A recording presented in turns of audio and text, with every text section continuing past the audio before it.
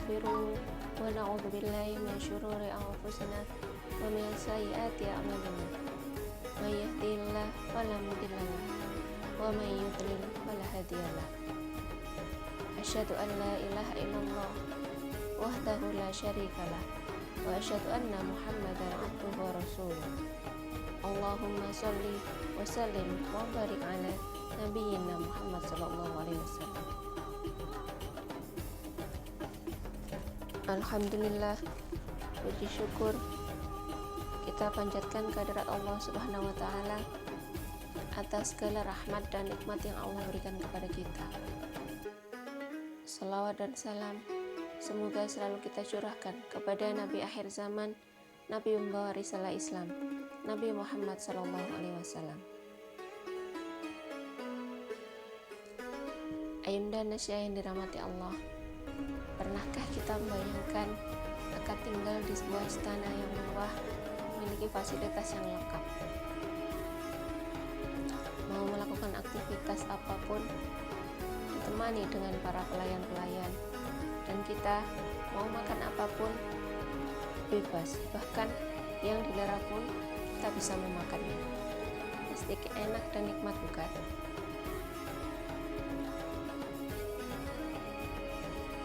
Itu adalah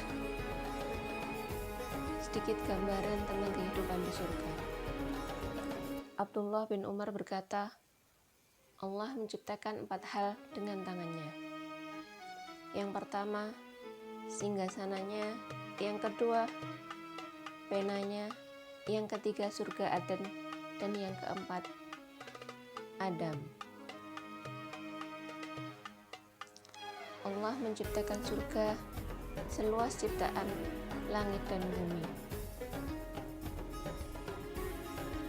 Alhamdulillah, hari ini kita sudah memasuki bulan puasa di penghujung Ramadan. Semoga Allah memberikan ampunan kepada kita dan kita kelak dijadikan orang-orang yang bertakwa dan bisa masuk ke dalam surganya.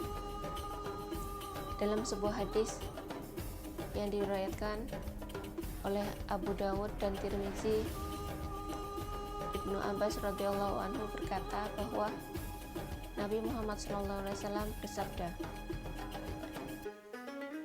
Al-jannatu mushtaqatun ila arba'ati nafarin, talil Qur'an, wa hafidil lisan, wa mut'imul ji'an, wa su'imi fi syahri Ramadan.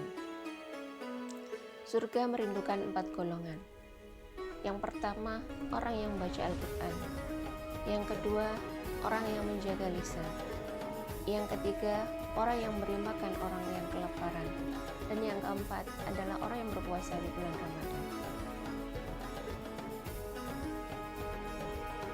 Golongan yang pertama adalah orang yang gemar membaca Al-Quran.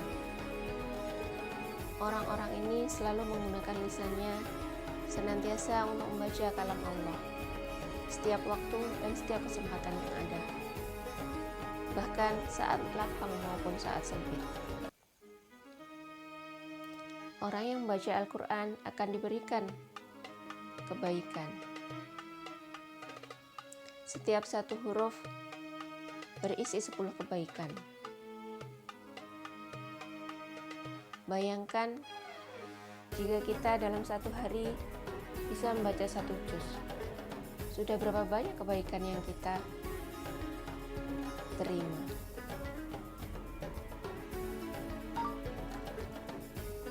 Selain dirindukan surga, orang yang baca Al-Quran juga akan dijadikan hatinya tenang, tentram. Sebagaimana Allah berfirman dalam surat Ar-Ra'd ayat 28. A'udzubillahi minasyaitonirrajim. Bismillahirrahmanirrahim.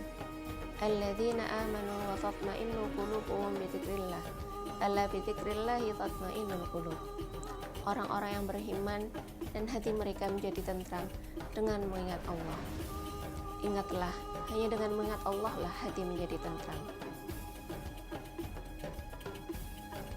Selain Allah menjadikan hati kita tentram, Al-Quran juga bisa dijadikan obat bagi manusia, obat penawar penyakit hati dan penyakit fisik. Kemudian golongan yang kedua adalah orang yang selalu menjaga lisannya dari berkata kotor, mencaci, menghujat, dan berkata yang tidak bermanfaat.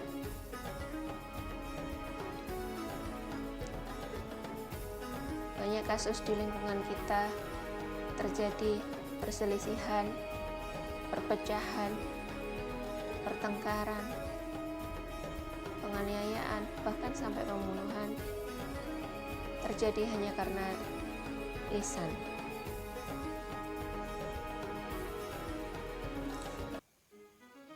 Sebagai orang yang beriman dan mengaku beriman kepada hari akhir, hendaklah kita bisa menjaga lisan kita. Kita jaga lisan kita supaya berkata yang baik. Jika kita tidak bisa, maka lebih baik diam. Imam Ghazali sangat menekankan bahayanya lisan ini. Beliau menyampaikan dan menasihati supaya kita tidak berkata hal-hal selain yang tidak baik. Kemudian yang golongan ketiga adalah orang yang memberi makan orang yang kelaparan. Golongan ini adalah orang-orang yang memiliki kepedulian yang tinggi terhadap orang lain. Mereka selalu memberi orang lain dalam keadaan lapang maupun dalam keadaan sempit. Sebab tangan di atas lebih baik daripada tangan yang di bawah. Memberi lebih mulia daripada meminta. Allah akan memberikan balasan bagi orang yang memberi makan orang lain kelak berupa makanan dari makanan surga, dan Allah akan juga memberikan pakaian kelak di hari akhir, di hari kiamat, bagi orang-orang yang memberi pakaian orang lain. Dan yang keempat adalah orang yang berpuasa di bulan Ramadan. Golongan keempat ini adalah orang yang senantiasa menjalankan ibadah puasa di bulan Ramadan dengan iman dan mengharap ridha Allah Subhanahu wa Ta'ala. Alhamdulillah, kita masih diberikan kesempatan untuk melaksanakan ibadah puasa Ramadan ini sampai di penghujung bulan puasa ini. Sebagai umat Islam yang baik, mari kita manfaatkan puasa di bulan Ramadan ini untuk beramal dan memperbanyak istighfar kepada Allah Subhanahu wa Ta'ala. Dan Allah janjikan bagi orang-orang yang ibadah puasa di bulan Ramadan adalah surga khusus, yaitu surga Ar-Rayyan, di mana tidak ada orang yang bisa masuk surga tersebut selain orang-orang yang berpuasa. Ayunda yang dicintai Allah, dari 4 golongan tadi, kira-kira kita akan memilih jalan yang mana? Akan memilih golongan yang mana? Jika bisa masuk melalui 4 golongan, kenapa tidak? Semoga kita nantinya akan dimasukkan ke dalam surga Allah Subhanahu wa Ta'ala. Amin ya rabbal alamin. Semoga bermanfaat. Al-birru man ittaqa